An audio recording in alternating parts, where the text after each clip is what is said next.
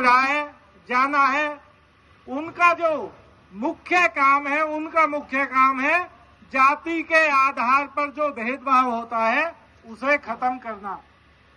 वो खत्म होना चाहिए। जाति के आधार पर असमानता, जाति के आधार पर किसी की इज्जत करना और किसी की बेइज्जती करना, जाति के आधार पर किसी का अपमान करना, किसी का सम्मान करना, अगर ये समाज में रहा तो ये गलत है और मैं इसे समाप्त करूंगा। ये डॉक्टर भीमराव अंबेडकर का उद्देश्य था, मुख्य उद्देश्य। इसी में उन्होंने एक किताब लिखी है, एनिहिलेशन ऑफ कास्ट, यानी कि जाति जो समाज है उसका विनाश हो। इन्होंने सबसे पहले जब महाराष्ट्र में मिडिल स्कूल कहते हैं उसे 8वीं क्लास 9वीं क्लास पास की, तो ये 25 रुपए की स्कॉलरशिप एक महाराज हुए हैं पुणे के, उनकी जाके ये अमेरिका गए और वहां पे अर्थशास्त्र की डिग्री डॉक्टरेट इन्होंने मेहनत करके पास किया, जिससे डॉक्टर भीमराव अंबेडकर बने। एक ऐसा व्यक्ति, एक ऐसा बच्चा जो जाति के आधार पर सबसे पीछे बैठाया जाता था, जो घड़े से पानी नहीं पी सकता था जब तक कि कोई उसे पिला ना दे, जो नल में हाथ नहीं लगा सकता था, वो बच्चा मेहनत करके अमेरिका पहुंच करके एक पहले भारतीय के रूप में डॉक्टरेट प्राप्त करता है। ये इनकी महानता है। उसके बाद अगर ये चाहते तो अमेरिका में अध्यापक बन कर सकते थे और इज्जत का जीवन जी सकते थे, लेकिन इन्होंने वापस आए और भारत के उन लोगों को चुना जो मेरे जैसे लोग हैं, जो जाति के आधार पर अपमान सहते हैं, उनका भला भी मुझे करना है। इसलिए ये भारत वापस आते हैं और एक आंदोलन खड़ा करते हैं कि जाति के आधार पर कोई भी विभेद, कोई भी असमानता मैं होने नहीं दूंगा। और ये इनकी दूसरा बड़ा काम है। नहीं तो कई लोगों को आपने देखा होगा, टीचर बन जाते हैं, गांव से भी शहर में जाते हैं और शहर में अपना बच्चों को पढ़ाते हैं और खत्म हुआ। तो इनकी ये महानता है कि ये वापस आते हैं और आंदोलन चलाते हैं जाति। इनका जो पहला आंदोलन है वो है चावदार तालाब में पानी पीने के लिए आंदोलन करना। आप ये समझ सकते हैं, ये एक तालाब जिसमें पशु पक्षी पानी पी सकते हैं, लेकिन आदमियों को पानी नहीं पीने दिया जाता। कितना बड़ा अपमान है। ये चावदार जो तालाब था महाराष्ट्र में, उसके पानी पीने के लिए 10,000 लोगों की भीड़ जुटी और फिर इन्होंने उसमें पानी पिया। इसके बाद वहां झगड़ा हुआ, तो इनका पहला आंदोलन था चावदार तालाब में पानी पिलाना, सब लोगों को समानता की बात करना। एक उदाहरण मैं दूं,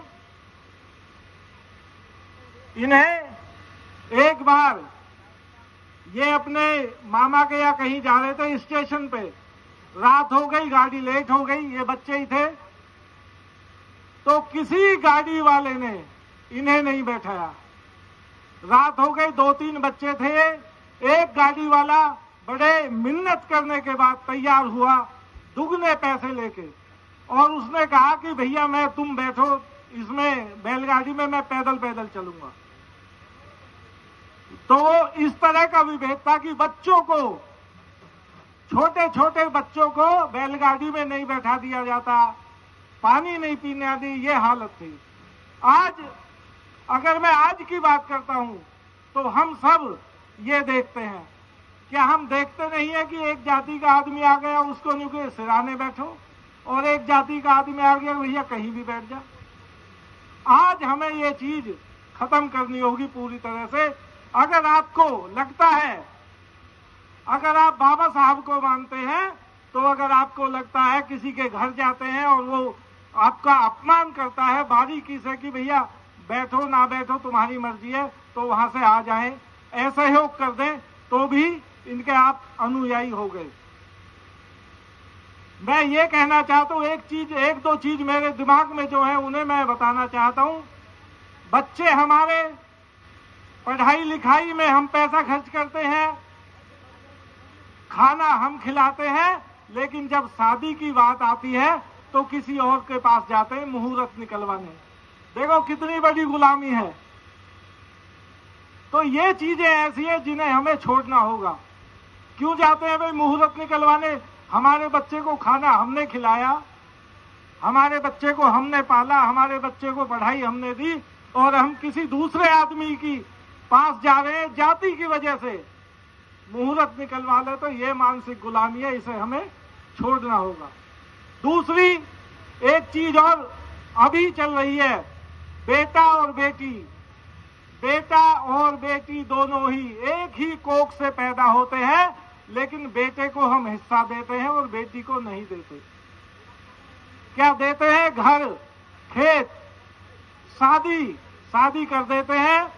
शादी में 20 लाख किसी में लगाए, आप आंकड़े लगा लो, तो 10 लाख रुपए हम खा जाते हैं उसमें। क्या ऐसा ही नहीं है? टेंट में खाना पीना ये सब 10 लाख खा गए, लड़की को क्या मिला? तो ये लिंग आधारित, जाति आधारित जो भी भेदभाव है आज भी हैं, क्या हम उन्हें खत्म करेंगे? क्या हम उनकी किताबों को पढ़ेंगे? क्या हम उनका कार्य और उनका अनुसरण करेंगे? तो हमारे सामने एक संघर्ष पैदा होगा, और जब संघर्ष पैदा होता है, हम अकेले रह जाते हैं, तो हमें ताकत मिलती है बाबा साहब से कि उन्होंने कैसा संघर्ष किया। 1956 में अपने अंतिम दिनों में इन्होंने बौद्ध धर्म को अपनाया, क्योंकि इन्हें यकीन हो गया कि जिस धर्म में मैं रहता हूं उस धर्म में भेदभाव कभी खत्म नहीं हो सकता। गौतम बुद्ध, अगर इस भारत की बात की जाए, पाकिस्तान, बांग्लादेश या पूरे एशिया की, जहां भी खुदाई होती है वहां गौतम बुद्ध रहता है, गौतम बुद्ध निकलता है।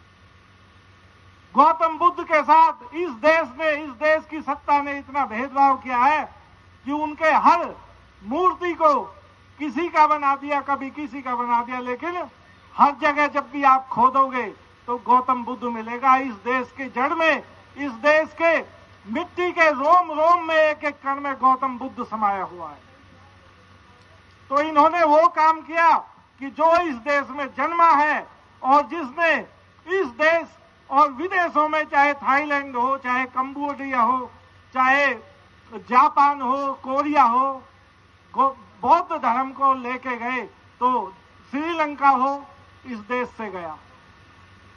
तो इस मामले में गौतम बुद्ध और डॉक्टर भीमराव अंबेडकर जी, उनका योगदान बहुत महान है, और इस महान योगदान को हम स्मरण करें, लेकिन व्यवहार के साथ स्मरण करें। अगर आपके सामने जाति के आधार पर, धर्म के आधार पर किसी के साथ भेदभाव होता है तो आप विरोध करिए।